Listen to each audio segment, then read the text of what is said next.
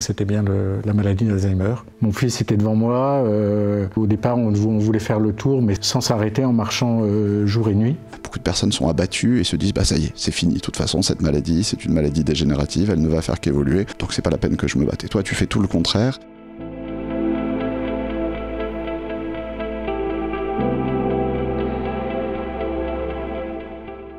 Bruno, bonjour. Bonjour. Est-ce que tu peux peut-être te présenter ? Oui, volontiers. Bruno Metnaz, j'ai 56 ans. Je suis marié, j'ai 4 enfants qui sont même des grands-enfants aujourd'hui. Je peux dire de plus, c'est que je suis un grand passionné de tout ce qui touche à l'univers de la montagne. Moi, je suis donc Emmanuel Cognat. Je suis donc médecin, neurologue au Centre de neurologie cognitive, qui est un centre mémoire situé à la Riboisière Fernand Vidal à Paris. Nous avons été invités aujourd'hui à parler ensemble de la maladie d'Alzheimer, un sujet qui te concerne. Oui. Je ne sais pas par quoi tu voudrais qu'on commence éventuellement, s'il y a des sujets qui te tiennent à cœur autour de ce thème-là. Alors, oui, il y a beaucoup de sujets qui me tiennent à cœur parce que en fait, depuis que je sais que je suis donc diagnostiqué Alzheimer, j'ai voulu en savoir davantage et même beaucoup sur la maladie. Et notamment, j'ai attrapé un peu par les médecins, par d'autres des vidéos que je suis allé voir, etc. Tout ce que pouvaient dire les gens, et même des gens atteints d'Alzheimer, pour voir un petit peu comment ces gens-là avaient pris eux aussi la maladie, qu'est-ce qu'ils faisaient peut-être de particulier. Voilà, donc j'ai vraiment, je me suis absorbé entre guillemets de tout ce que j'ai pu voir. Et c'était d'ailleurs très, très intéressant. Je continue en fait régulièrement à proposer même des choses. Tu parlais tout à l'heure, on parlait d'une cagnotte. Il se trouve qu'effectivement la Fondation Vaincre Alzheimer m'en avait parlé, et puis voilà, et moi je me suis dit je vais faire ça. La cagnotte a été faite, ça a plutôt bien marché. Voilà, donc beaucoup de choses. Et je suis assez souvent, j'ai repris. Oui, chose importante, c'est que j'ai repris un travail. En fait, il y a 4 mois. C'était juste avant les vacances, au mois de juin. Je suis passionné de montagne, donc comme je te l'ai dit, et je travaille depuis le mois de juin dans un magasin Decathlon. Voilà. Donc ça aussi, ça me donne une motivation très très forte parce que vraiment j'ai des journées qui sont très remplies.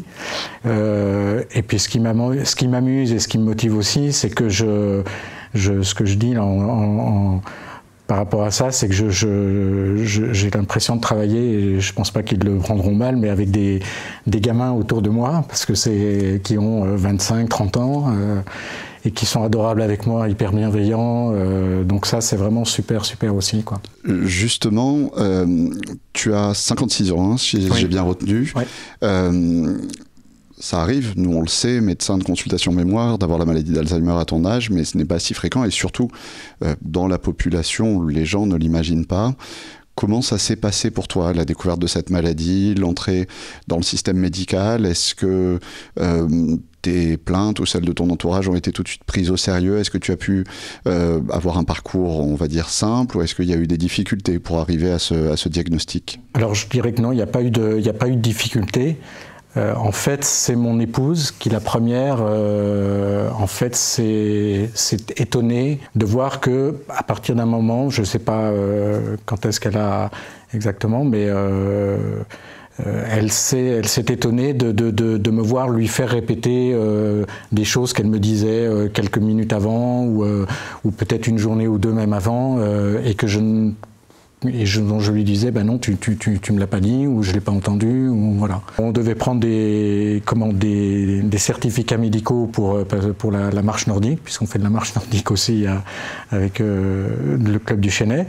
Et Céline, donc mon épouse, en a profité pour dire à notre médecin, pour demander à notre médecin, d'abord lui dire que voilà, elle trouvait que je faisais répéter les choses un peu plus que de la normale. Elle n'a pas parlé d'inquiétude à ce moment-là, mais enfin voilà, je la sentais quand même pas très zen. Notre médecin nous a dit, écoutez, on va mettre carte sur table, je vais vous faire passer un test de mémoire. Donc je vous envoie à l'hôpital de Plaisir, qui est un centre assez reconnu, je pense, pour ces tests. Et le test, donc j'ai fait le test s'est avéré mauvais.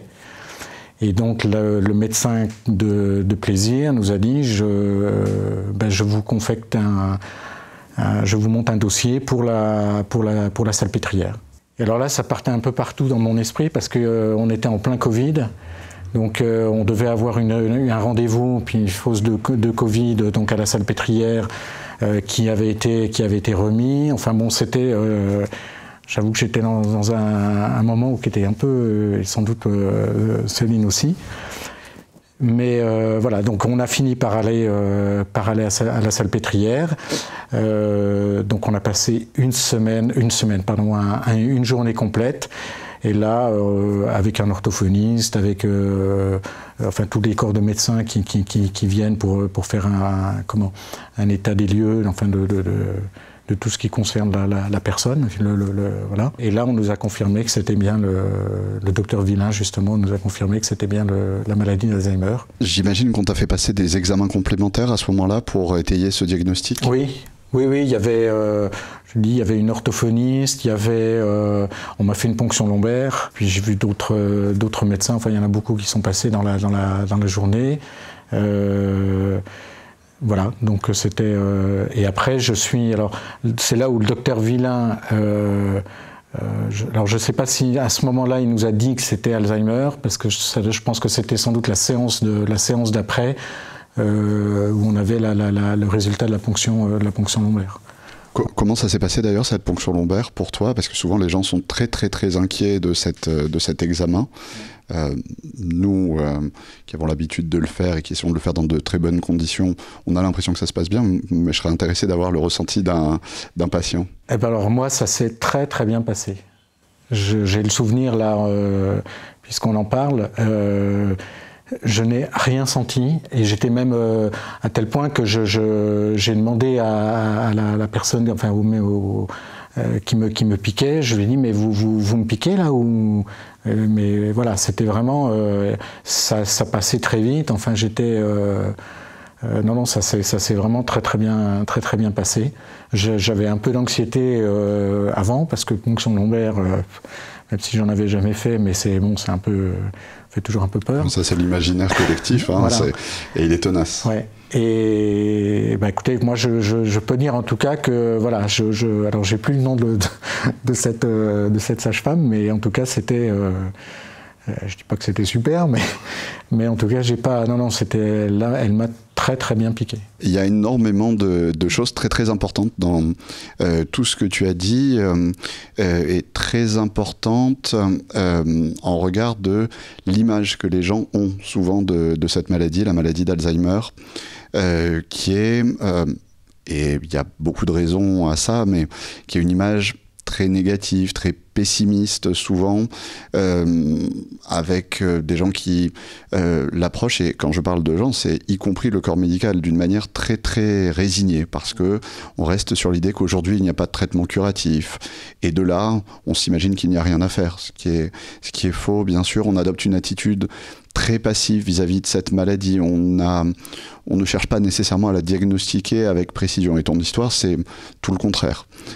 Alors même que tu es jeune, que c'est un peu inhabituel, ton médecin traitant a su prendre au sérieux ta plainte et celle de ton épouse.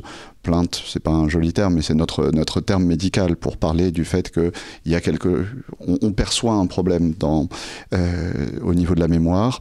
Et d'ailleurs, c'est d'autant plus important pour nous médecins, je pense, quand c'est l'accompagnant qui amène une personne pour sa mémoire. Parce que dans cette maladie-là, on ne se rend pas toujours facilement compte de ces gènes. J'ai l'impression que toi, c'est ton cas, mais beaucoup de patients ont du mal à se rendre compte, et quand c'est l'accompagnant, nous on sait qu'il faut prendre ça très au sérieux, et ton médecin traitant a su le faire, ce qui est très important, parce qu'entre guillemets ça a fait gagner du temps dans ta prise en charge. Souvent le médecin dit oui, vous êtes jeune, c'est pas grand chose, on se reverra dans 6 mois, et c'est bien qu'il ait pris les choses au sérieux tout de suite.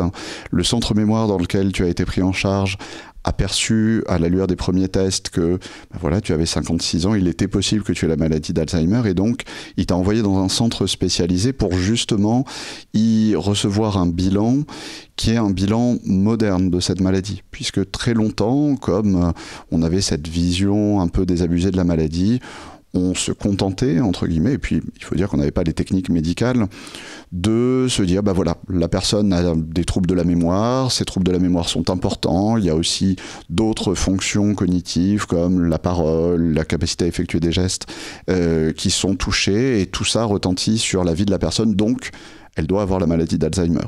Mais on pouvait faire ce diagnostic que très tardivement dans l'évolution de la maladie, à un moment où vraiment, effectivement, à ce moment-là, on avait peu de ressources. Aujourd'hui, les choses ont changé.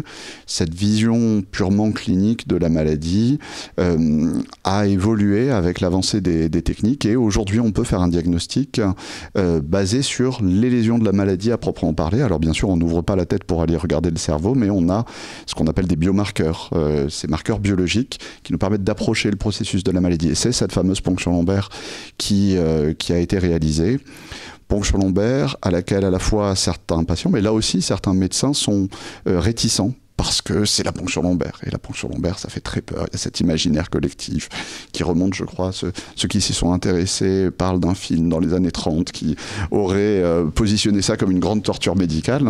Ce que ça n'a probablement jamais été. Bien sûr, une ponction lombaire, quand c'est fait dans des mauvaises conditions, ça peut être un peu douloureux, mais quand on l'a fait dans de bonnes conditions, avec une pommade anesthésique pour atténuer les sensations, avec un opérateur qui a pratiqué ça régulièrement, qui a pu s'entraîner avant sur des mannequins de simulation, eh bien ça se passe en général très bien. Et comme toi, nos patients, souvent disent mais c'est pas grand chose, parce qu'ils s'en sont tellement inquiétés qu'ils vivent comme un soulagement le fait que ça a été juste normal en fait, mais ils vivent ça comme un soulagement. Et cette ponction lombaire, elle est importante parce que son avènement a créé un basculement. On a pu faire des diagnostics chez des personnes qui, comme toi, finalement, vont bien, se plaignent de quelque chose, il y a quelque chose qui n'est pas normal, mais dans leur vie quotidienne, ils vivent normalement ou quasiment normalement, et tu viens de nous l'illustrer. Tu nous as dit que tu avais repris un travail alors que tu ne travaillais pas, donc c'est fantastique, et beaucoup de personnes pensent que c'est totalement inenvisageable. Et grâce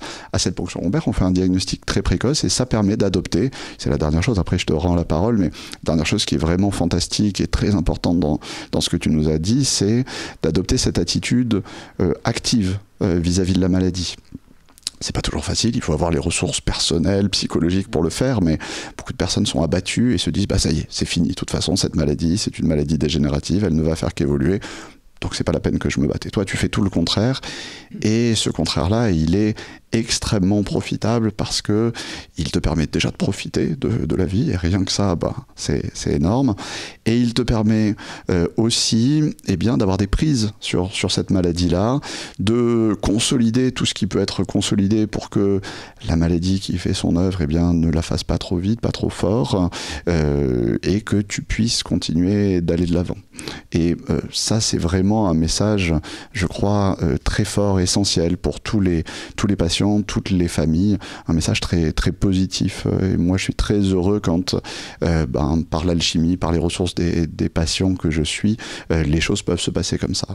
Bien sûr, on ne peut pas blâmer les personnes qui n'y arrivent pas, parce que tout le monde n'a pas ces ressources, encore une fois, mais c'est vraiment fantastique quand ça peut se passer comme ça.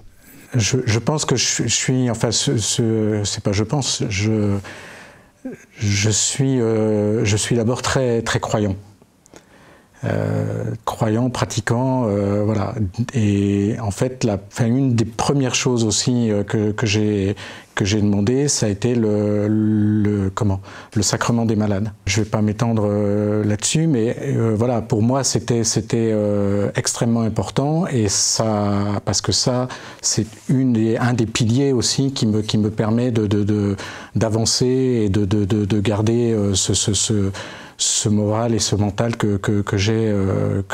Et puis j'ai aussi une chance absolument incroyable, c'est que j'ai une famille, une femme merveilleuse, des enfants là aussi qui sont incroyables, à la fois de bonté, de bienveillance, etc. vis-à-vis de moi. J'en veux pour preuve la cagnotte que j'ai fait l'été dernier. Je l'ai faite avec un de mes fils, qui lui aussi est passionné de montagne comme moi, et on a passé un moment merveilleux, merveilleux tous les deux. Quand je rentre chez moi, j'ai mon épouse qui est là, on a des amis qui viennent, qui nous invitent, enfin voilà, on a... Donc je me considère aussi comme sans doute peut-être quelqu'un de particulièrement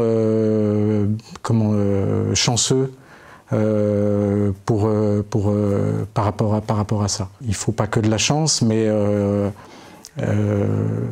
typiquement hier j'avais un petit coup de blues parce que bon, de temps en temps quand même il y a des choses et je voyais cette vidéo avec là pour le coup c'était deux couples d'Alzheimer dont les deux femmes en fait étaient atteintes d'Alzheimer, et l'un des maris en fait je crois que je te le disais tout à l'heure, quand il a fait la dernière la conclusion, il a dit moi de toute façon je me tourne toujours vers la vie et jamais vers la mort.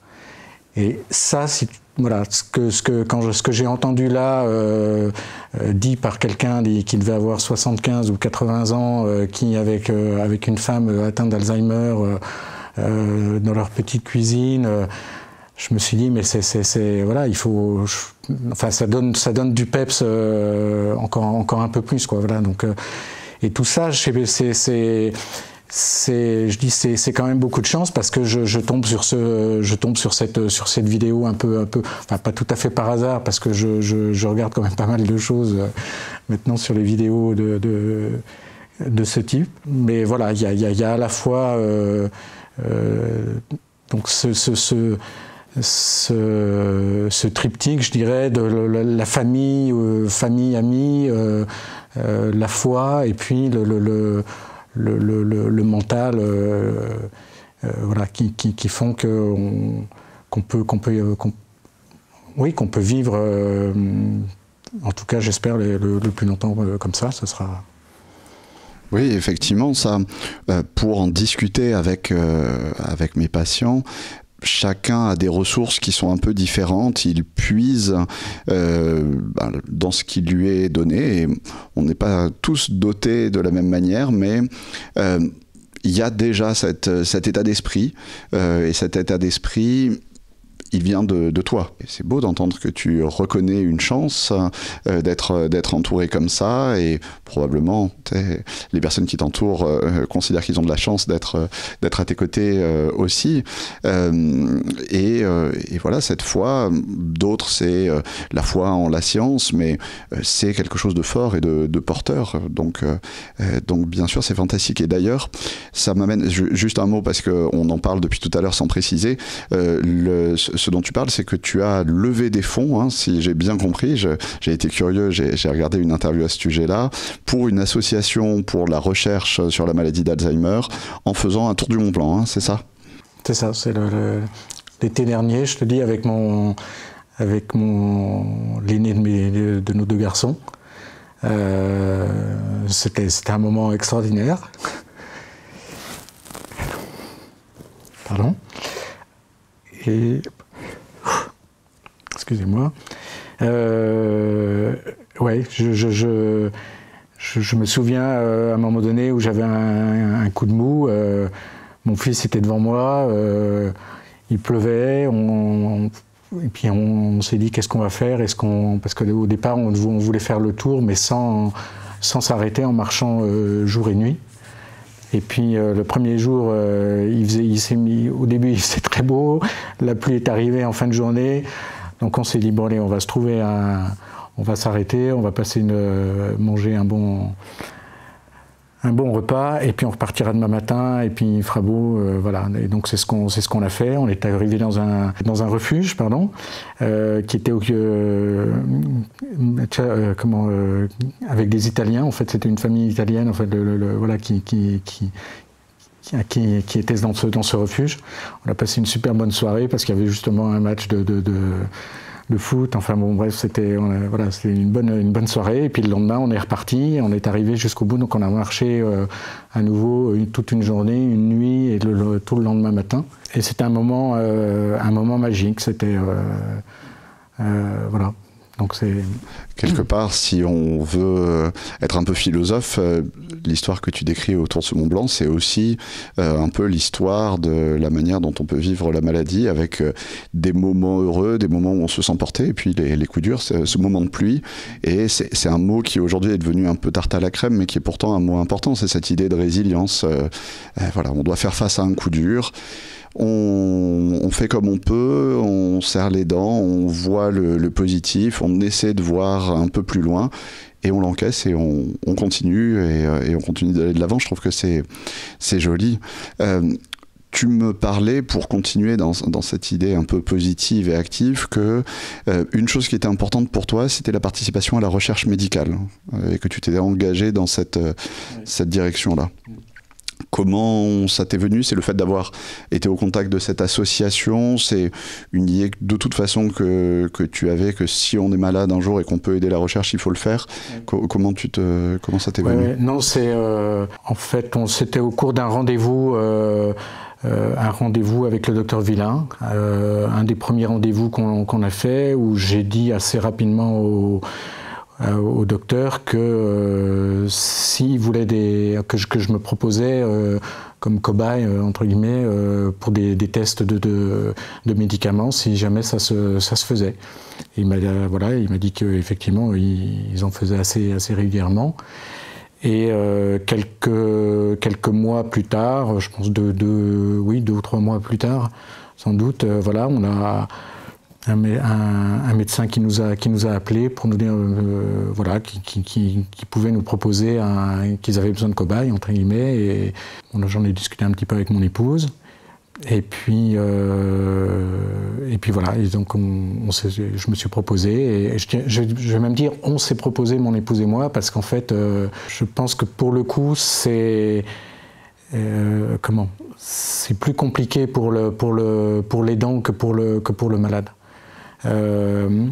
Pourquoi je dis ça? Parce que mon épouse est obligée de venir à toutes les séances en fait à la salpêtrière.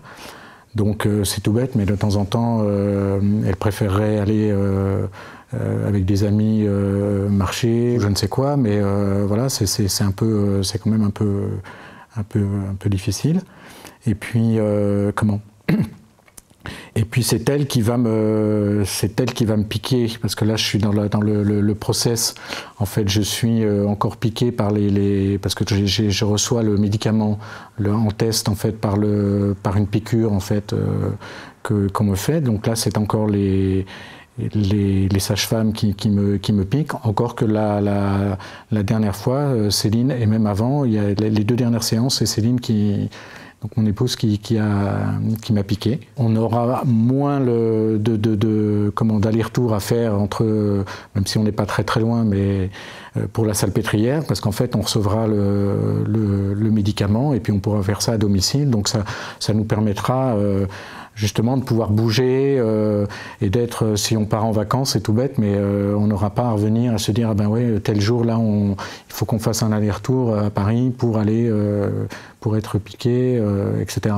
Donc ça c'est plutôt une très bonne nouvelle, et à la fois pour moi, mais surtout pour mon épouse, et j'en suis vraiment ravi pour elle, parce que je trouve que c'est quand même assez lourd, quoi.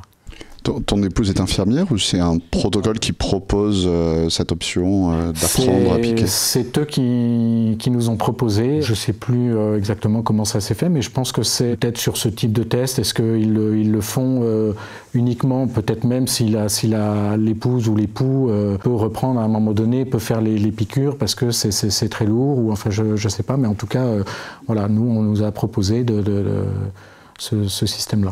Par rapport à cette participation à la recherche, donc ça veut dire que tu as passé le processus initial, le processus de sélection, où il y a beaucoup de visites, beaucoup de tests, beaucoup d'examens complémentaires. Comment tu as vécu ça? T'as pas trouvé ça trop contraignant, trop rébarbatif? Alors, c'est un peu contraignant, parce que encore une fois, il y a un aller-retour voilà, à la salpêtrière.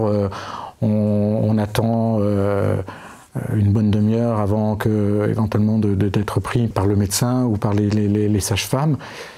Mais là encore, ça se fait. Là, je vois, on voit systématiquement au moins deux sages-femmes je dirais, qui deviennent presque des amis maintenant, voilà, et qui sont absolument adorables. Donc, il y a une fois qu'on est sur place, voilà, ça se passe bien. On oublie que voilà, on est parti. Il a fallu qu'on quitte la maison alors qu'on aurait pu préférer aller marcher ou faire autre chose. Mais non, ça se fait. Je trouve que l'ambiance est bonne. Et puis, alors c'est vrai qu'il y a à chaque fois qu'on revient, on fait une prise de sang. Ensuite, il faut qu'on attende avant de faire d'injecter le produit. Ensuite, on déjeune et après, il faut attendre 2 heures pour voir s'il n'y a pas de problème après la piqûre, etc. Donc ça fait, c'est quasiment une journée à la salpêtrière. Mais bon, on l'a choisi. C'est surtout important, je pense, en tout cas pour moi, de me dire que voilà, j'ai tellement de chance par rapport à tout ce qui m'arrive que si je peux, à mon humble niveau, faire avancer la science, je le fais très très volontiers. Je rebondis là-dessus parce que ce que tu viens de dire est très important. Quand on participe à un protocole de recherche comme ça, il faut accepter certains principes qui ne sont pas si évidents à accepter. Et le premier, c'est que, on peut recevoir le principe actif ou on peut recevoir un placebo. Certaines personnes pourraient avoir l'impression, si elles ont reçu le placebo, qu'elles ont fait tout ça pour rien, entre guillemets, qu'elles ont subi énormément de contraintes pour rien. Et c'est pour ça que j'insiste beaucoup, moi, quand je parle de la participation à la recherche avec mes patients, sur le fait que, avant tout, la motivation première, bien sûr, on en espère quelque chose pour soi, mais la motivation première, c'est celle de faire avancer la science, parce que même si on a reçu le placebo, tout le temps qu'on aura donné, il aura été utile à quelque chose, il aura été utile à la science. Peut-être pas directement à nous, quoique, mais il aura vraiment été utile à la science. Donc c'est vraiment très très important ce que tu viens de dire. C'est important aussi de dire que bien sûr, c'est contraignant, la participation à la recherche. Si je comprends bien, tu as pu participer au premier protocole qu'on t'a proposé. Oui. Oui. Parce que c'est pas toujours le cas. On avait dû te l'expliquer, il y a des critères ce qu'on appelle des critères de sélection, avec des critères d'inclusion ou d'exclusion. Il faut répondre un peu à un portrait robot pour pouvoir participer à un essai thérapeutique. C'est pour des raisons statistiques, pour limiter un peu la variabilité et pouvoir répondre à cette question qui est: est-ce que ce produit fonctionne? Est-ce qu'il peut aider? Mais ça peut être source de frustration parce qu'une partie de ces critères, on peut les anticiper, mais il y en a une partie qui dépend des tests, des prises de sang, des examens qu'on a fait dans le cadre de l'étude. Et parfois, parce qu'il faisait trop beau ce jour-là, ou parce qu'on avait mal dormi, ou parce qu'on a mangé trop gras, il y a un test qui ne colle pas, et donc on a la déception de ne pas pouvoir participer à celui-là, ou ne pas pouvoir participer pour l'instant, et en plus de tout, on est obligé de remettre le couvert pour un autre essai. Donc il y a un certain nombre de contraintes qu'il faut connaître, mais ensuite, on peut recevoir le traitement et participer sur la durée de l'étude qui est souvent longue. Peut-être pour toi c'est 18 mois ou 2 ans. Oui, il me semble que c'est au moins ça, 18 mois, je crois. Il y a quand même quelque chose à savoir. Alors c'est pas quelque chose de très scientifique, mais c'est notre impression. C'est ce que tu as dit avec les infirmières qui m'y fait penser. Nous, on a l'impression que les patients qu'on suit dans le cadre de la recherche, je ne sais pas pourquoi, peut-être parce qu'on les voit très souvent et qu'on peut détecter y compris les petits problèmes de santé autres, peut-être parce qu'il y a cette relation privilégiée qui se crée, peut-être parce qu'ils se sentent dans une dynamique. Rien que le fait de participer à la recherche, même s'ils n'ont pas reçu le principe actif, leur apporte quelque chose en termes d'évolution de leur maladie. Peut-être qu'ils sont restés plus avec des prises sur la maladie, ça les aide à tenir, et on a cette impression. elle n'est pas vérifiée, ça vaut ce que ça vaut, hein, c'est pas très scientifique, on a cette impression que voilà, leur maladie évolue un peu différemment de celle de ceux qui n'ont pas participé. Tout ça pour dire qu'il y a dans tous les cas, je pense, un bénéfice personnel, ne serait-ce que sur le plan du moral, sur le plan de la relation avec la maladie et le système médical qui joue là-dedans. Moi, en même temps que je t'écoute, je me rends compte que le fait, en fait, d'aller, en tout cas à la salpêtrière, assez régulièrement, en fait, ça doit, inconsciemment, je pense que ça joue aussi pour le moral, parce que on se dit, moi, voir les médecins régulièrement, c'est me dire que voilà, ils sont là, je sais qu'ils travaillent pour nous, et j'avoue que ça m'ennuierait de passer 2 mois, 3 mois sans voir un médecin, enfin pour une maladie comme celle-là, quoi. Je veux dire, quand il s'agit d'un rhume, pas de souci, mais voilà, là, quand l'Alzheimer, c'est quand même, quand on le dit comme ça, quand on le prend en pleine figure un jour, ça fait quand même un peu peur. Alors qu'après, je trouve que voilà, finalement, on vit ça et on oublie qu'on vient même peut-être, enfin j'exagère un peu, mais voilà, c'est comme si j'allais pas acheter mon pain, mais enfin il y a un petit peu quelque chose de ça qui est plutôt positif, je trouve, en ce qui me concerne. Ça va exactement dans le sens de mes impressions, donc ça les confirme, c'est super. Tu as dit aussi que la participation à la recherche, ça se faisait à 2, et c'est important parce qu'on ne le sait pas toujours. Alors ça se fait à 2, probablement pas dans tous les domaines, mais dans le domaine des maladies cognitives, ça se fait toujours à 2. On a besoin, parmi les paramètres qu'on évalue, de se faire une idée de la manière dont la maladie retentit sur le quotidien.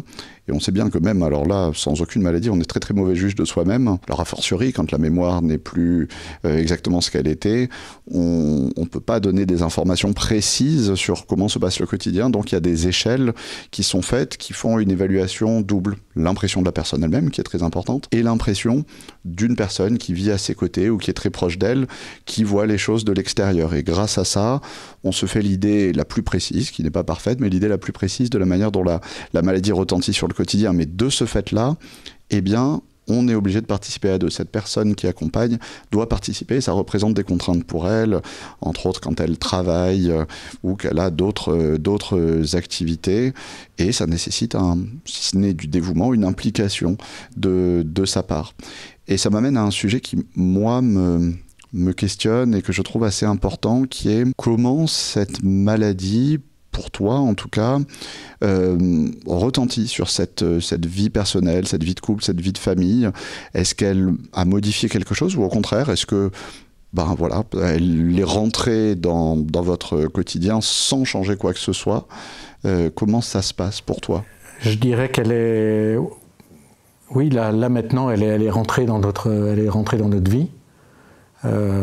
Complètement, en bousculant quand même voilà, la vie qu'on avait avant et celle qu'on a maintenant, qui est quand même un petit peu différente. Moi, j'ai l'impression de vivre la même chose, enfin, comme si je vivais comme avant. Je pense que c'est pas la même chose pour mon épouse, et je pense que plus que jamais, il faut être très très vigilant vis-à-vis de l'aidant. Tu veux dire d'un point de vue du soutien un peu psychologique, ou de la vie de couple? Quand je parle de la vie de couple, c'est au sens large, bien sûr, du fait de continuer à vivre comme un couple. C'est les deux, je dirais. La lumière, entre guillemets, est mise sur le patient. Je trouve que c'est moins le cas vis-à-vis de l'aidant. Et je pense qu'il faut vraiment ne pas oublier, enfin c'est hyper important, qu'il y a un malade, mais le malade, on s'occupe de lui, il fait les tests, etc. On le cajole, monsieur machin, ça va bien, etc. Il y a une femme ou un mari à côté. Les enfants sont un peu moins impactés parce qu'ils ont leur vie, ils ont leurs copains, leurs copines, etc. Donc je pense que pour eux c'est beaucoup plus simple, mais ils sont là aussi, donc c'est super. Mais vraiment pour l'aidant, j'insiste là-dessus parce que je pense qu'il faut vraiment bien veiller à ça, quoi. Oui, c'est quelque chose qui est su depuis assez longtemps, auquel on a peut-être tardé un peu à vraiment accorder de l'importance. Aujourd'hui, il y a de plus en plus de choses qui se développent pour soutenir les aidants. Nous, par exemple, on est en train de construire un groupe, ce qu'on appelle les ETP aujourd'hui, éducation thérapeutique patient et accompagnant, qui est un groupe pour justement aider les aidants à comprendre la maladie, parce que c'est important pour eux aussi, pour réfléchir à leur manière d'y réagir, de se positionner par rapport à cette maladie, et tout simplement pour leur faire sentir qu'ils sont considérés, justement, qu'on sait que ce qu'ils vivent n'est pas si facile. C'est aussi le rôle des associations de famille. Il y a en France plusieurs associations qui se sentent concernées, mais il y a vraiment une association de famille qui est nationale, qui est France Alzheimer, qui est une association avec des antennes dans chaque département, qui s'intéresse bien sûr aussi aux patients, mais qui à la base est une association d'aidants et qui propose énormément d'initiatives, des initiatives qui sont centrées sur les dents, avec des groupes de parole, des journées d'information, des formations même, parce que parfois il y a certaines situations qui sont liées à la maladie auxquelles il n'est vraiment pas facile de faire face pour un aidant, et si on a quelques clés, on va pouvoir beaucoup mieux le faire. Donc il y a des formations. Et il y a aussi, et c'était un des sens de ma question au départ, des choses qui sont prévues pour le patient et son aidant, parce que cette maladie, malheureusement, elle va modifier forcément la manière dont on interagit en tant que couple, en tant qu'équipe, parce que quelque part c'est une équipe qu'on forme face à cette maladie, et la manière dont ça va le modifier est parfois à la marge, parfois on arrive à le faire sans perdre ce qui a fait notre couple, et pour d'autres, ça sera plus difficile. La maladie va vraiment devenir très centrale et on va plus interagir. Enfin, c'est ce que je constate, moi, les couples ne vont plus vraiment interagir comme un couple. Ils vont agir justement comme un patient et un aidant. Ils vont intégrer complètement cette chose-là. Et il y a quelque chose qui est perdu à cause de la maladie dans ce cas-là. Et donc, c'est important de garder ça. Soit on arrive à le faire tout seul, soit les associations peuvent le faire. France Alzheimer propose des visites de musées qui sont à la fois très stimulantes pour les dents et à la fois adaptées pour que les patients, même ceux qui ont des troubles de mémoire un peu plus importants, puissent en profiter. Ils proposent aussi des séjours patients aidants, y compris pour les personnes, bien sûr, dans votre cas, c'est pas du tout adapté, mais y compris pour des personnes qui ont une maladie un peu plus gênante, où les patients, par exemple, ne pourraient pas rester tout seuls toute une journée. Et bien dans ce cas-là, il y a des accompagnateurs, de manière à ce qu'il y ait des activités tous ensemble pour vraiment profiter, vraiment vivre des choses ensemble, et aussi des activités séparées pour accepter cette différence qui se fait parfois à certains moments de la maladie, et que chacun puisse vraiment profiter. Et donc cette idée de continuer de vivre en dehors de la maladie me semble assez importante, et j'ai l'impression que quand on arrive à le faire justement sur le plan du moral, qui est très très important pour avancer, ça se passe mieux, et quelque part même ce qui est intrusif en rapport avec la maladie est mieux vécu. Parce que à côté de ça, on l'accepte, la maladie est là, voilà, il y a des choses qui vont être gênantes, mais à côté de ça, eh bien, on peut aussi faire abstraction, on peut aussi continuer de vivre des choses qui sont très satisfaisantes. Et moi, il me semble, quand je vois mes patients, que c'est quelque chose d'important, c'est pas quelque chose de très médical, donc c'est pas toujours facile en tant que médecin d'aborder ça, de l'amener, mais quand cette réflexion soit est déjà née au sein du couple, soit quand on arrive à la faire naître en tant que médecin, je pense qu'il y a quelque chose d'utile qui se passe, quelque chose de très profitable. Est-ce que toi, Bruno, il y avait un autre message qui te semblait important, que tu aurais voulu faire passer, une autre chose dont tu aurais aimé qu'on parle aujourd'hui? Peut-être une dernière chose? J'ai l'impression qu'on a fait pas mal le tour, puisqu'on arrive à la conclusion. En fait, je reprends là encore cette conclusion là que j'ai vue avec ce film, donc de ces deux couples dont les femmes sont atteintes toutes les deux d'Alzheimer. La conclusion d'un des deux maris qui dit voilà, moi je me suis jamais tourné, je me tourne jamais vers la mort, pardon. Je me tourne toujours vers la vie, et j'ai trouvé ça, en plus il avait un sourire en disant ça merveilleux, et voilà, je trouve que c'est une belle histoire, une belle image de fin. Je crois que j'ai pas mieux à dire de mon côté.